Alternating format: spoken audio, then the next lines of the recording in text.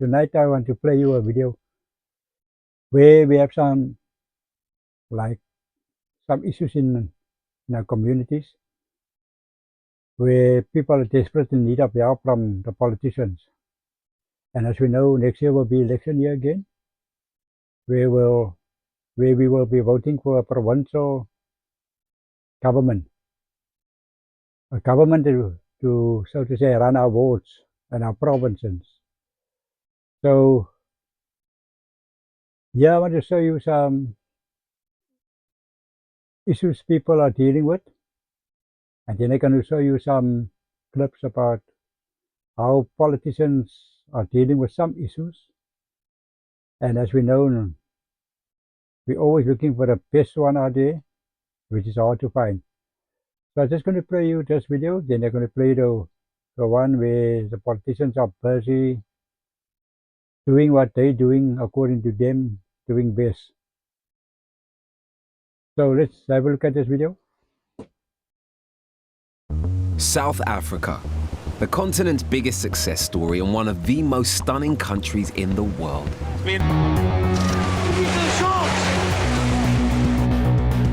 For over a century, a white supremacist government controlled the nation and brutally oppressed black people. They've got no education. Rife here. And today people talk of a new underclass emerging. It's not black people. That's the way to do it. But white. Stupid, man. We will never agree. Never. That's why the world is a fuck up. I don't know. I think because they lost everything, there's no jobs for the white people. Did understand me? I'm not racist, or there's no jobs for our white people. You want paycheck away from this place, because something can happen to you and you will end up here. Our fathers and our fathers, treated black people like normal people and didn't let them work like slaves and treat them like dogs. Maybe it would be different today. That's the way it's life.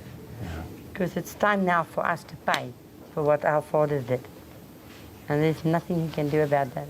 Die belangrijkste ding is ons kinders. Dit is die mees belangrikste. Ons moet kyk na ons future en ons future is ons kinders. Sien jou. Die ander ding se naam is as jy praat van struggle. Ons lobby uit. Ons betaal mense vir water. Daar is hy mense nog vol kakkoek as hulle vir ons moet water gee. Maar ons betaal elke maand. Hier buite is 'n waterpyp. Maar ons kan nie eens hy water regtig gebruik nie, want hulle die city vat elke dag foute so ons gaan water vat daar. Sien jy? Ons het die toilets hier binne nie. Ons het die water hier binne nie, ons het die krag nie. How they deal with certain issues, and I'm very displeased with the way they deal with it, because what they're dealing with is not so important. So yes, let's check how they deal with those issues that's occurring now at the moment in South Africa.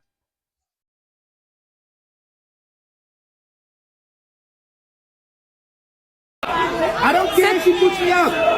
Yeah, you are a bitch, you a liar, man. You can't tell the truth. You can't tell the truth. Stop lying to this house, man. If you're not prepared, You apologize for laughing about the Honorable Adams. and then I will retract. Honorable Adams, I will give you another opportunity I will to not withdraw. I don't want the opportunity. Okay, Not to retract. then you must leave the podium and the house. Come to Cape Town, ask who I am. Wie is Vader Adams? Nee, ik ken niet van hom nie. Ik ken niet waarom, ik heb hem nog nooit, ik heb al gehoord van hem. He looks too dodgy. And he looks like a donut that was laying for a long time in Portsmouth. Listen properly. A donut zonder klappen. Wat is die Cape Congress party wat hulle noem? Huh? He's the one making everybody confused. He looks always confused also. It looks like he's one of those old scholars, this one.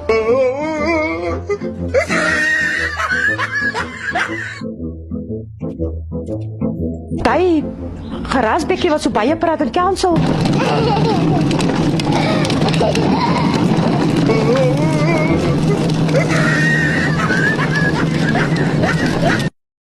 My family is not at home. They've been moved into an undisclosed place in an undisclosed area. We are very secure. Don't you worry about that. Because there's big guy coming. What's going to happen now is going to show people exactly who the Democratic Alliance is, exactly what they are, and what they've always been. Maar gaan jou kry. Jou filthief. But when it comes to the stage where you endanger the people around me, as the wijsraak van Vader sê, jou veel vark. We've got seats in the Gauteng legislature. We've got seats in the Eastern Cape legislature. We've got seats in the Northern Cape legislature. So we are sorted. But before any party comes to speak to us, we don't want the party that's friendly with illegal foreigners. We are not going to change that stand. We will have 9 votes in the National Parliament, in the National Assembly. Those 9 votes will decide who becomes president. And if people have not looked at the result, those 9 votes, and to get those 9 votes, all these illegal foreigners, they must go. And we are not going to trust another party in that portfolio. I heard Mr. Malema saying he wants finance. We don't want finance. We want Home Affairs. The African Human Rights Commission has raised serious concerns about reports that foreign nationals are being denied essential medical care. The Commission says that this practice is unethical, unlawful and violates both the South African and international human rights. It also warns against the growing instances of individuals taking the law into their own hands by blocking access to health care for those they seen as, quote, outsiders. I think the Human Rights Commission saw it important to do so given the rise in people being denied access to healthcare, but also to remind South Africans of the law and reminding them not to take the law into their own hands. But also, as the Human Rights Commission, our mandate is to promote the observance of human rights, but also educate people on where those human rights stem from. So we did so to remind the general public that in terms of Section 27 of our Constitution, everyone within the borders of South Africa has the right to healthcare and access to healthcare. Yeah. And as you've seen maybe with the statement that has now been issued by Action SA, their argument is that there is an abuse of Section 27 of the Constitution. They go on to say that in May, Action SA submitted a suite of proposed constitutional amendments aimed at overhauling key provisions. What's your understanding around this? Because this also influences how their own followers understand what the Constitution says and what is expected. What takes place is that when political parties do not actually, or members of the public, do not actually deal with the systematic issues in the general public healthcare system, then we have this issue where we are fighting, or the general public is fighting for limited resources. And these systematic issues speak about the aging infrastructure in healthcare, the high levels of vacancies, of course, and the unavailability of medication when people go and get healthcare services in clinics as well as hospitals. So those are the systematic issues, and the amendment of the Constitution won't address those systematic issues. What will take place is we hope that in terms of the National Health Act, those systematic issues are dealt with, but also we have financial backing to the Department of Health to ensure that everyone who is entitled to healthcare is given healthcare. Yeah. To operate in the country, do you have a right to operate here illegally? We gave you time. Do you have a right to operate here illegally? I'm asking you, don't tell me. I'm asking you. Do you have? I'm asking you. Okay, this is a right. Okay. But do you have a right to operate illegally? You have a right to force yourself in our country. Do you have a right to operate here illegally? In our country. You're not going to bully us. Baba, you're not going to bully us in our country. You're not going to bully us in our country. No, okay, now I'm telling you how. I'm telling you straight. I think you call us xenophobic. I am xenophobic. Go back home. We don't want you. Yeah. Hey, go ask questions there in Somaliland. This is not your father's house. We don't go. It's not your father's house. I'm telling you. What are you going to do about it? You're going to fuck off. I'm telling you. You don't have. You're gone. Gone. I'm telling you. You fuck off. You fuck off. You fuck off. Okay. DeLille brought supporters to this piece of land in District 6. She says when she was mayor of Cape Town, she released parcels of land such as this for the development of affordable housing. Since her departure as mayor 4 years ago, she says none of the planned projects or land that were released under her tenure has been used. DeLille says developments within the city can be constructed as apartment blocks which could house hundreds of families. Showing a memory stick that she says contains information, DeLille says there are 450 parcels of land that belongs to the Western Cape government that is not being used. But there are many other buildings and pieces of land that could also be used. And so that's why we say they must stop lying to say we can't continue to build and provide housing because we are waiting on national government. That's not true. Yes, the truth. That they've got enough land to continue with their programs, whether it's small or not. The DA mayoral candidate for Cape Town, Jordan Hill-Lewis, says land owned by the state, which DeLille is now in charge of as Minister of Public Works in the national government, far exceeds the size of the land that the city has at its disposal.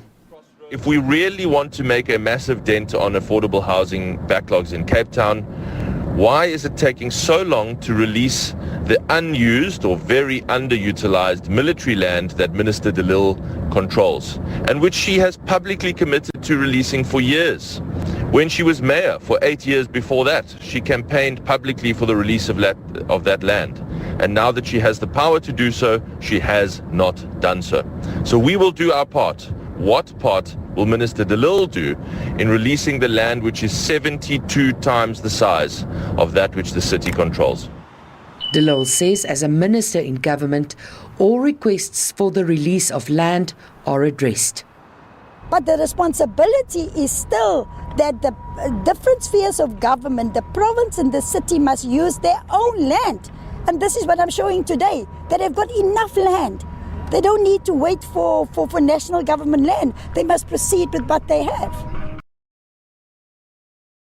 Now guys, you can see here, there's new kids on the block here, like the PANCC. And then we have the Good Party that's been in Parliament for years. So I still need to decide on what party to vote for. As we all normally does, we're looking for the best party out there, which is, like I said, hard to find. So we have some politicians here that think they're bossy. Some people in Parliament here that breaking the constitution, and a party that's been in power who's working, so to say, behind the scenes in a very professional and calm way. So guys, there we have it. So you put in a comment box which party you think I should vote for, and I will go according to the votes coming in. So that's all from me tonight. I hope you have a good time, and I hope you enjoyed this video, and see you next time in my next video. Also, don't forget to like and subscribe and push that notification button.